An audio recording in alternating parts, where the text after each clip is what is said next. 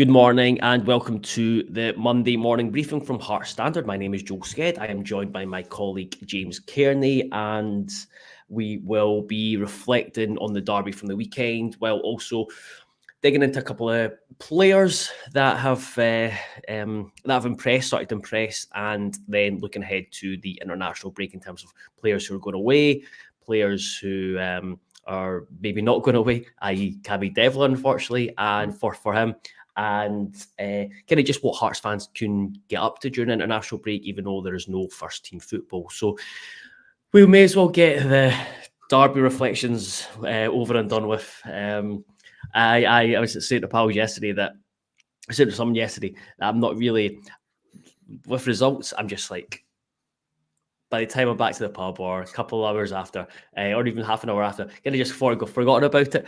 But Saturday's match is still lingering. Probably didn't help that I watched the game again yesterday, and the frustration was very much still evident.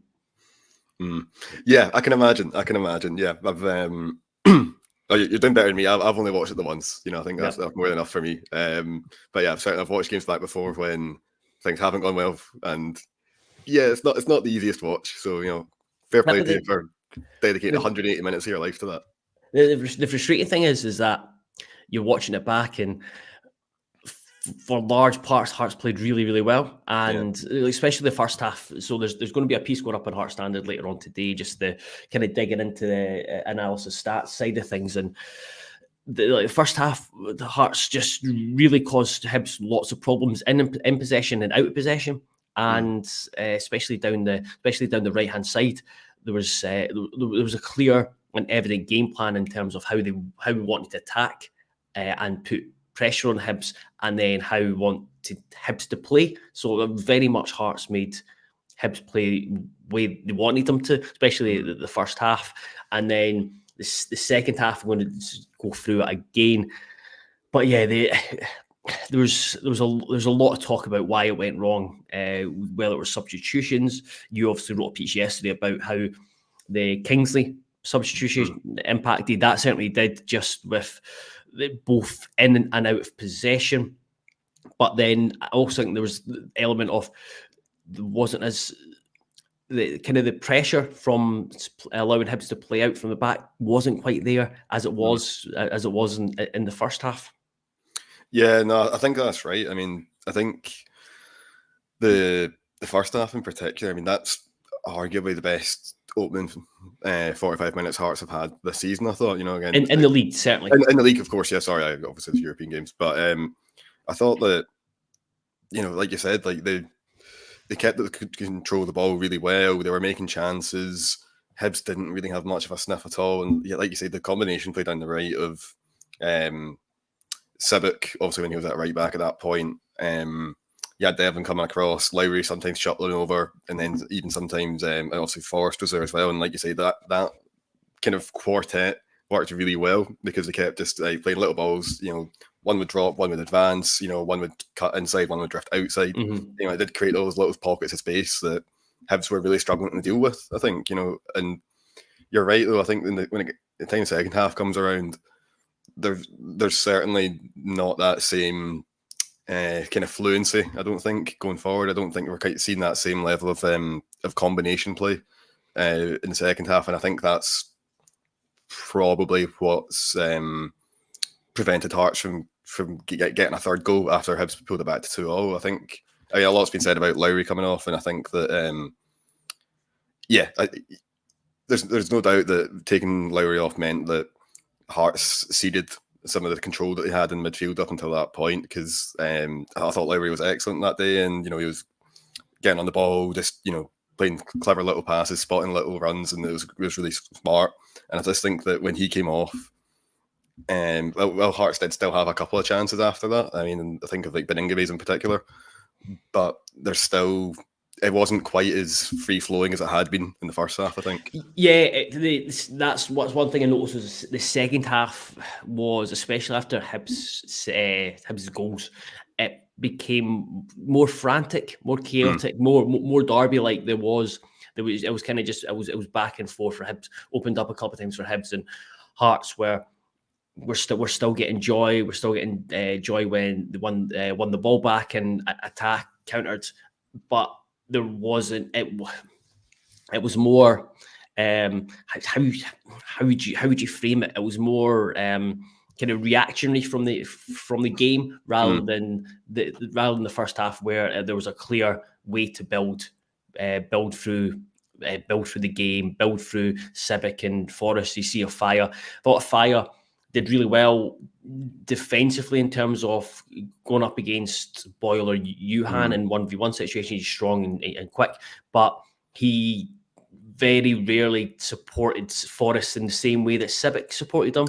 Yeah. And then on the flip side, Afaya was guilty in the same way that Civic was guilty of lacking composure. Well, actually, Afaya was guilty for lacking composure when the ball came into the box in terms of clearing his lines, whereas Civic would argue there was probably too much composure, especially with the second goal, as he certainly looked, watching it back, it looked like he tried to back heel the cross coming into the box. I know he's going away from just the momentum and the way his body is, but he just kind of I think he could have opened his foot and tried to get a better clearance rather than kind of stabbing his back heel at it. But yeah, the attack was.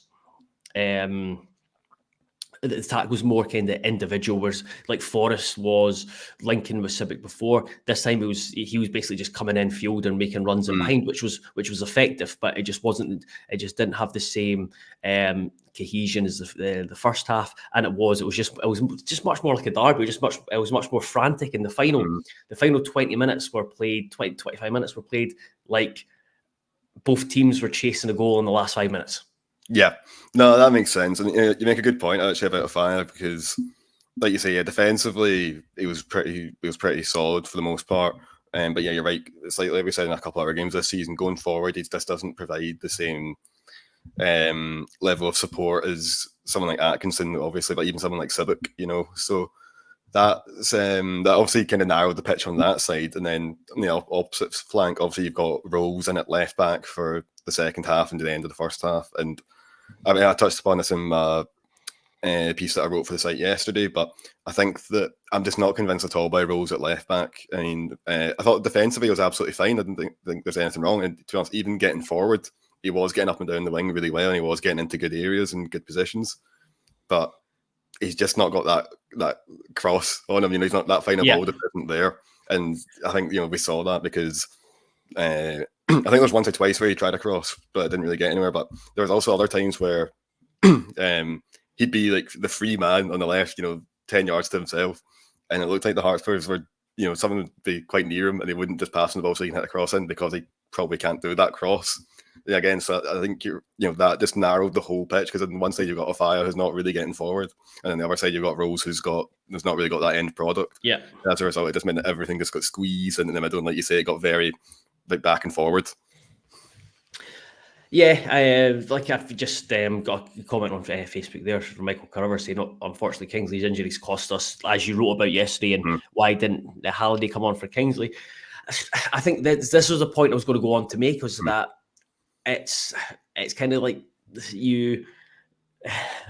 if the kind of bedsheet analogy where if you pull it too high, then your feet get cold, but if you have your cover your feet, then the top of you gets cold. It was like the big thing about Rolls was he did really well against the pace of while he was up against Johan or Boyle, and I don't know if that was just something that Naismith was concerned about, was the pace of the pace against Halliday. At the same time, I'm not saying like Kingsley's not the quickest, he's not rapid the way that he's not as quick as Rolls probably, and just the way Hearts were playing was they'd done so well to squeeze the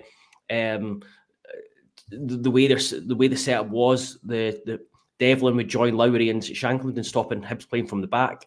Hibs would go long, and then Hearts really good at dealing with the knock on or knock down, and then Hearts' defence never really pushed up too high to allow space in behind. So if he stuck with the same kind of the same setup, then Halliday probably would have fit in there fine. But the way that Naismith has talked about him in the press, it certainly seems like he's he just views him as a centre midfielder.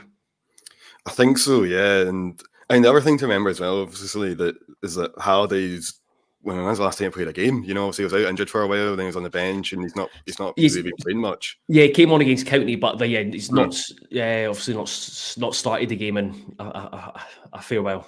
Yeah, so that's obviously part of it, and I think it's a good point as well about the pace, about obviously particularly Martin Boyle.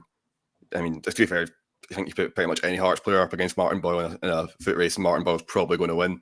But yeah, I think you've hit the nail on the head, though. I think it's that Naismith essentially had two options to him. We had one that would make Hearts a bit more solid defensively, but you lose something going forward.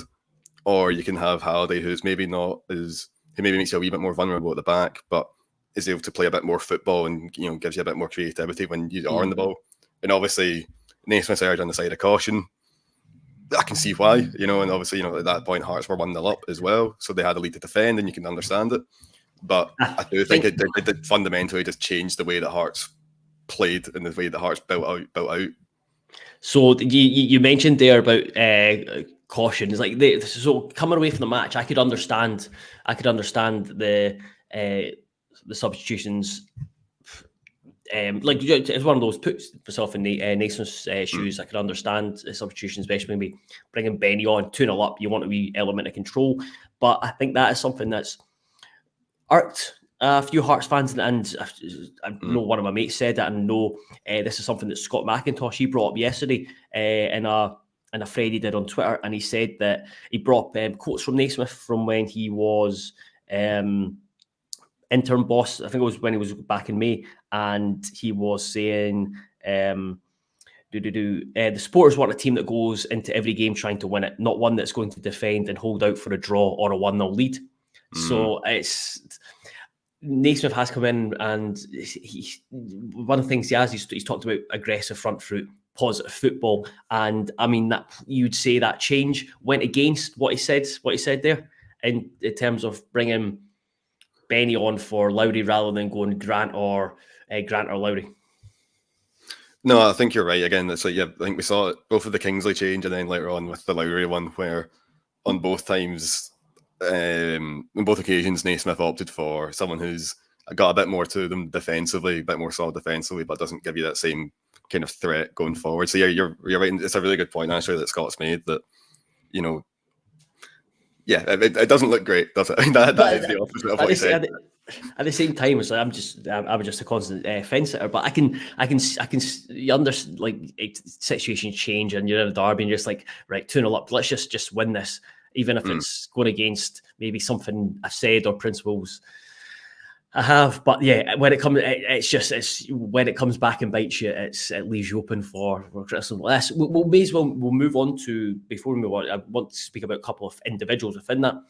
Something that we didn't really touch on too much in instant analysis on Saturday or kind of over the weekend was the performance of Devlin Forrest.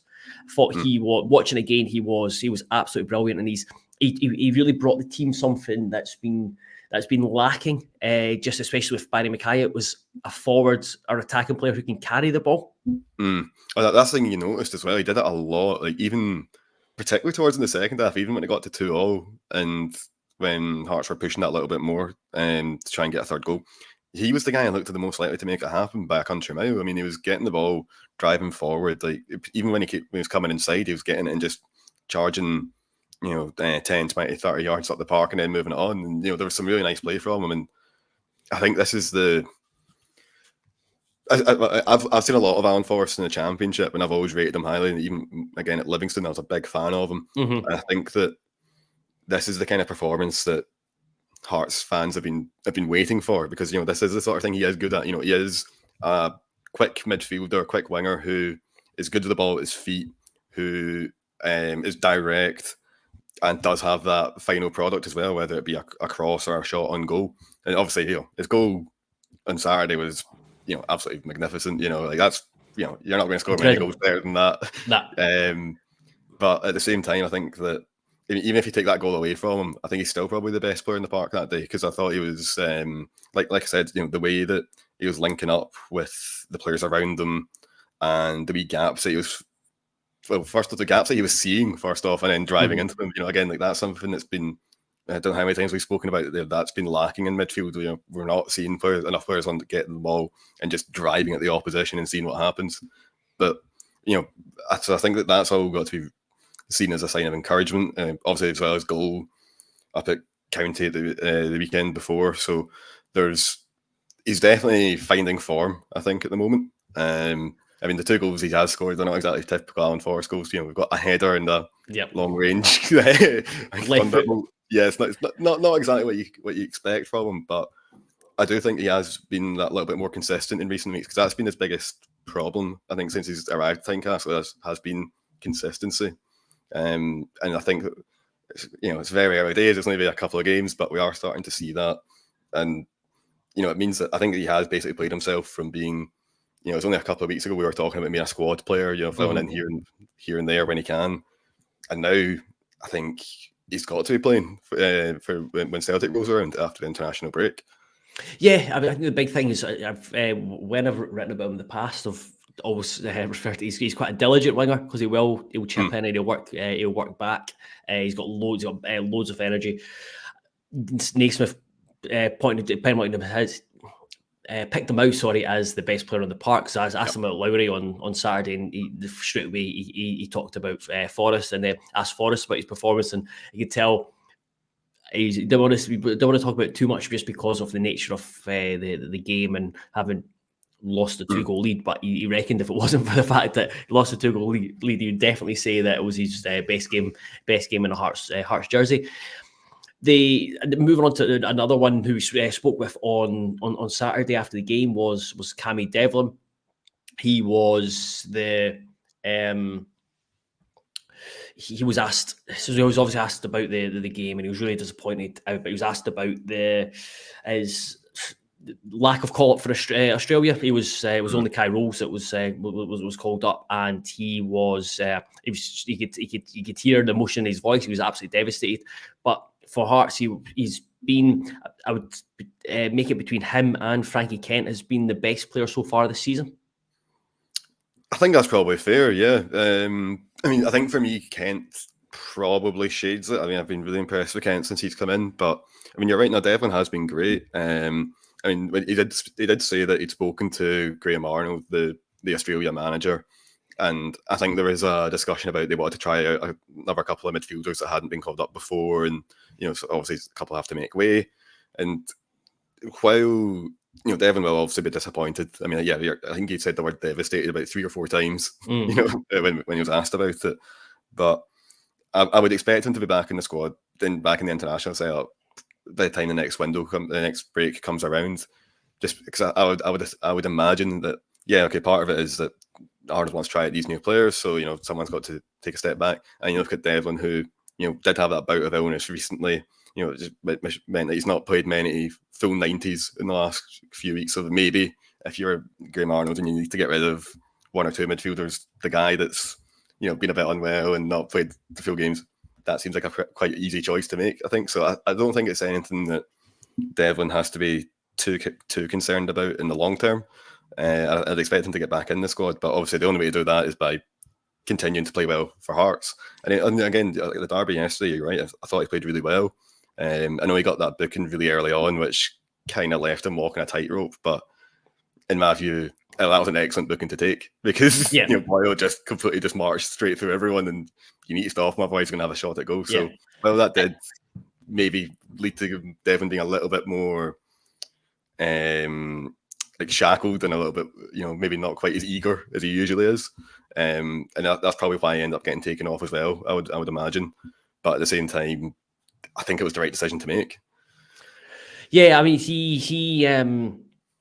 I think he played the game really well after his booking, because he thinks sometimes it kind of neuters him going forward when he's had the booking early on. But he was still, in terms of looking at the player who pressed the most and was putting the most pressure on Hibs, it was Devlin. He was tackling, he was intercepting, so it didn't really curtail him. I think he played really smartly, and the big thing about Saturday was he was everywhere. So the analysis of doing is that in possession, he was really key in build and play. He would drop in beside the back two, so he would always make a back three in possession, and then out of possession when Hibs had the ball in their like when David Marshall had it, he was pushing right up beside Lowry and Shanklin, so he was covering so much ground, and you can understand where he maybe came out of the game just because he put so much on, and like you said, he's had an illness, and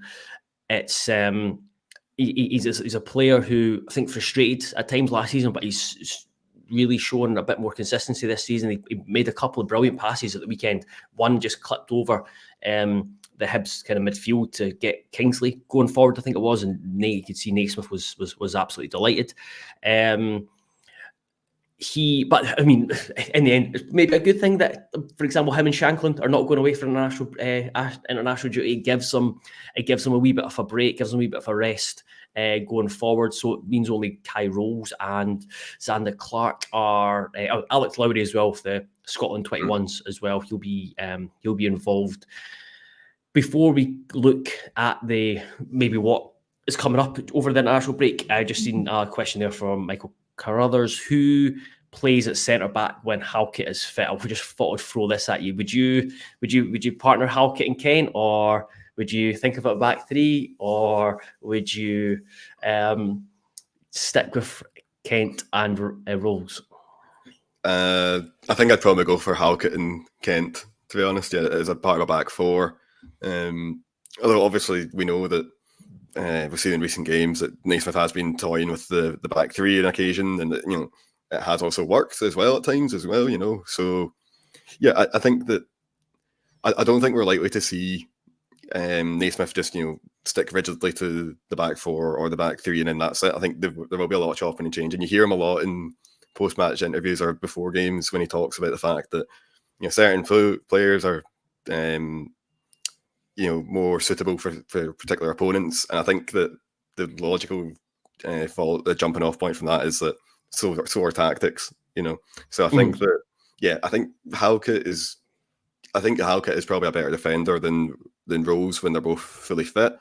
Obviously, it's going to take Halkett a while to get fully back up to speed anyway. He will have to get slowly bled into the team, I would imagine. But I think Halkett is a very good player, and Hearts have missed him. So I will be interested to see how he gets on, and if he can strike up that partnership with Kent, because I do think that if you've got those two in the team, those are probably they're Hearts' two most aggressive centre backs, and they're also just two solid ones where they don't tend to make mistakes. And obviously, as a defender, that's the most important thing. Yeah, but I would go along with that. I think they're both quite similar, but I don't think they're too similar in that you are going to have issues in Scotland, as in the Scottish Premiership, that the qualities they have are really good qualities in Scotland. So I don't think there's an issue playing them together.